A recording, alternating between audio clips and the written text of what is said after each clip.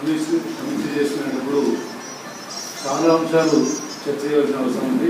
కేవలం ఇక్కడ ఉపాధ్యాయ సంఘ నాయకులు కాకుండా ఇక్కడ వచ్చిన కార్యకర్తలు కూడా ఒక ఓపెన్ చర్చలో పాల్గొని నిర్దిష్టంగా కొన్ని అభిప్రాయాలు తెలియజేస్తే ఉపయోగపడుతుందని అనుకుంటున్నాను. అలాగే కేవలం చర్చ చేసి వెళ్ళిపోకుండా ఇక్కడ కూర్చున్న ఉపాధ్యాయ సంఘాలు ఒక నిర్దిష్ట కార్యక్రమం ఉంటుంది, మళ్ళీ ఒకసారి కూర్చుని ఒక నిర్ణయం కూడా తీసుకుంటే బాగుంటుందని ఒక ప్రతిపాదన కూడా నేను చేస్తా ఉన్నాను. దాన్ని కూడా ఎవరైనా ఒకరు బాధ్యత తీసుకొని, ప్రభాకర్ గారిని ఎవరైనా తీసుకొని మళ్ళీ దీన్ని కొనసాగింప చేస్తే దీనికి ప్రతిఫలం ఉంటుంది తప్ప, లేకపోతే మనం నిర్వహించుకునే వందల వేల సమావేశాల్లో ఇది కూడా టీఆర్సీ చర్చ కూడా పోటీగా మిగిలిపోతుందనే ఒక అనుమానం కూడా నాకు. సరే, చాలా విషయాలు మీకు జరిగారు. నేను కొన్ని విషయాల్లో నా అభిప్రాయాలను మీతో షేర్ చేసుకోవాలనుకుంటున్నాను. ఉపాధ్యాయులు ఉద్యమంలో ఏ మేరకు పాల్గొన్నారు, తొలి ఉద్యమంలో ఎట్లా ఉన్నారు, ఇప్పుడు ఎట్లా ఉన్నారు, ఇప్పుడు ఏ భావజాలంతో పనిచేస్తున్నారు, తెలంగాణ పట్ల వాళ్ళు ఉండే మమేకత ఏమిటంటే కొంచెం నిర్మూలమాటంగా మాట్లాడుకోవాలి.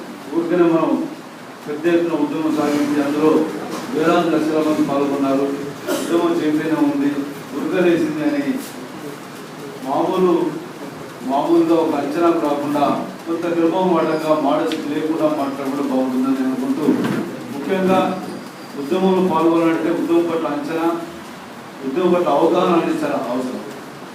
అది లేకుండా ఉద్యమంలో పాల్గొనడం సాధ్యపడదు. తెలంగాణలో ఈరోజు సుమారు 1,70,000 మంది ప్రభుత్వ ఉపాధ్యాయులు, 89,000 మంది ప్రైవేట్ రంగంలో పనిచేస్తూ ఉంటారు.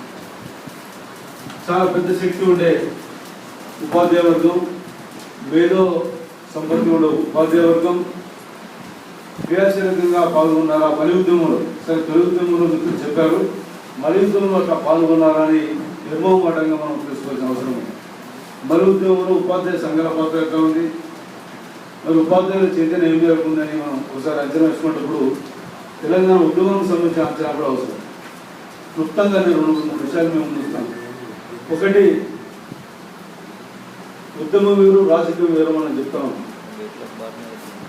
తెలంగాణ ఉద్యమం 2001లో పార్లమెంటరీ రాజకీయ నాయకుల చేతిలోకి వెళ్ళిన తర్వాత, అంటే మొదటి దశలో 96 నుంచి 2001 వరకు తెలంగాణ జనసభ కానీ, సాంస్కృతిక రంగంలో పనిచేసే అనేక మంది వ్యక్తులు కావచ్చు, జయశంకర్ లాంటి వ్యక్తులు కావచ్చు, అనేక విధాలుగా ప్రయత్నం చేయడం. వరంగల్లో all India people's residence forum తరఫున ఒక పెద్ద 80,000 మందితో ఒక సభ జరపడం, వరంగల్ డిక్లరేషన్ చేయడం.